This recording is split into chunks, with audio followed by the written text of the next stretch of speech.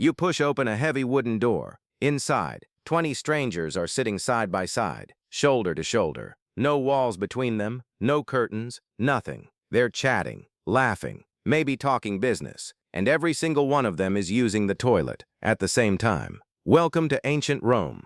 Population, 1 million people. Private bathrooms, 0. Now think about this while you're sitting on your toilet watching this video on your phone. The Romans built a sewer system so advanced that parts of it are still working today, 2,600 years later.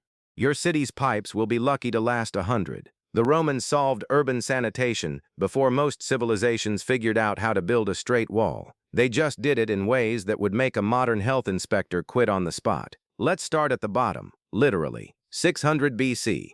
Rome is not yet an empire. It's not even a proper city. It's a collection of hills, built on top of a swamp. The low ground between the hills floods constantly. The streets are covered in a mixture of standing water, mud, animal waste, rotting food, and things we'd rather not name.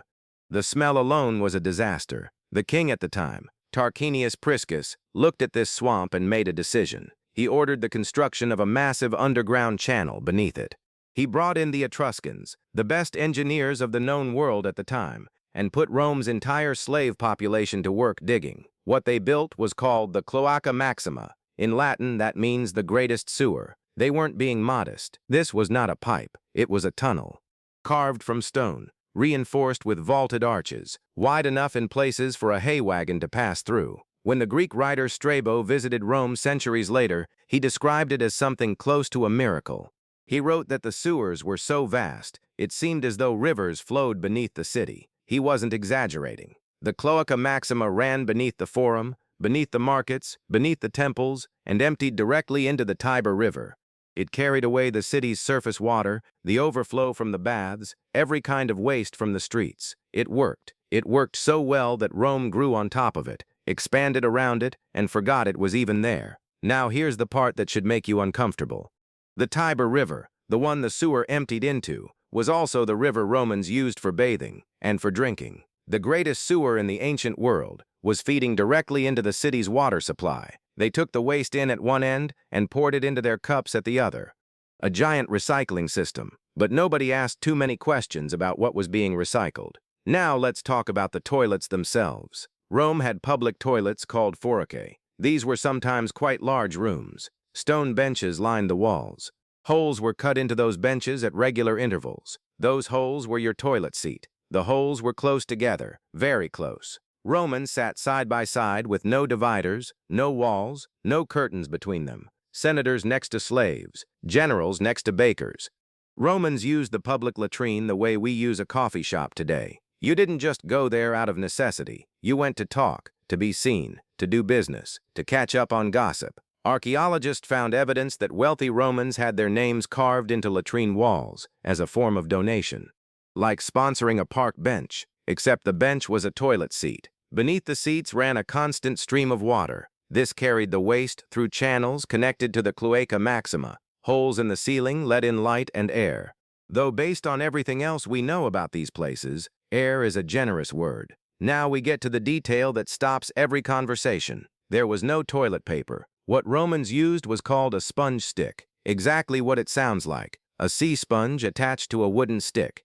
After use, you rinsed it in a shallow gutter of salt water that ran in front of the seats and put it back. For the next person. One sponge, many people, no exceptions. Romans thought this was hygienic. The salt water cleaned it.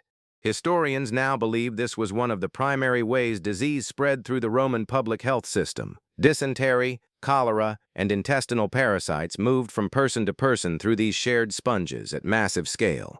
So the Romans had the world's most advanced plumbing, and at the same time invented one of the most efficient disease distribution systems in history. You could call it progress. But the public latrines were actually the good option. If you lived in one of Rome's enormous apartment buildings and your unit was on the upper floors, you had two choices. First, you could walk down several flights of stairs to the latrine on the ground floor. Second, you could use a chamber pot, and when it was full, throw it out the window. Rome passed a law about this. If you threw waste from a window and hit someone, you paid damages. The law only applied during the day. At night, apparently, you took your chances. After dark, things fell from above on Rome's streets. and asking what they were was not recommended. Homes connected to the sewer had a problem nobody had anticipated. The pipes had no air traps, no sealed joints to block anything from coming back up. This meant gases, smells, and occasionally animals made their way back up through the drain and into the house. A Roman writer recorded the story of a wealthy merchant in the city of Puteoli, whose pantry was being raided every night. Nothing was taken except the pickled fish. Everything else untouched, only the fish, every single night. It took a while before they found the culprit, a large octopus that had been swimming in from the sea through the sewer line, climbing up through the toilet drain, eating the fish, and going back the way it came. This is a real account, written down, filed under history, not fiction.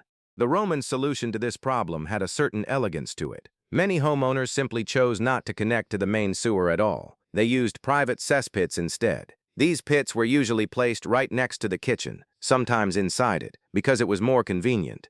The smells from dinner and the smells from everything else blended together into a dining experience that was truly impossible to forget. For all the wrong reasons, the waste collected in those cesspits was sold. Farmers paid for it to fertilize their fields.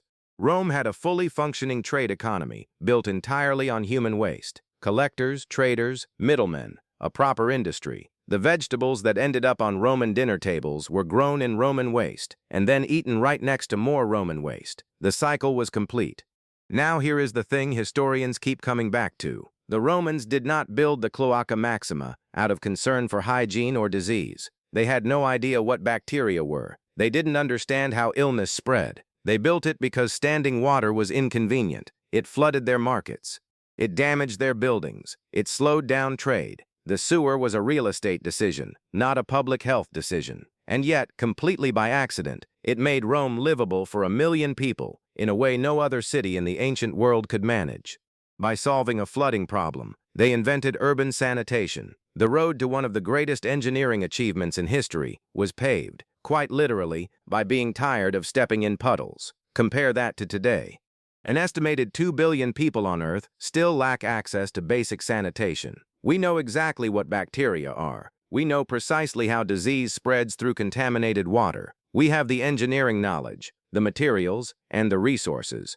The Romans had none of these things, and still built a sewer that outlasted their entire civilization. The Cloaca Maxima is draining the Roman Forum right now, this very minute, while you watch this.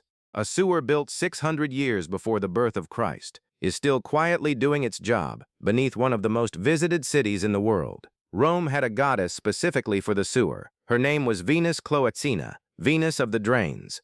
They built her a shrine right at the entrance to the sewer, in the middle of the Forum, in one of the busiest and most important public spaces in the city. They offered prayers. They asked her to keep the water flowing. The Romans worshipped their plumbing. You can object to their methods. You can take issue with the shared sponge, the open seating, the octopus situation. But a civilization that built a 2,600-year-old sewer, named a goddess after it, and prayed to her every day, had its priorities in the right place. More than 2 billion people today have no sewer at all, no goddess, no shared sponge, nothing. The Romans solved this with hand tools and slave labor in the 6th century BC. We are still working on it.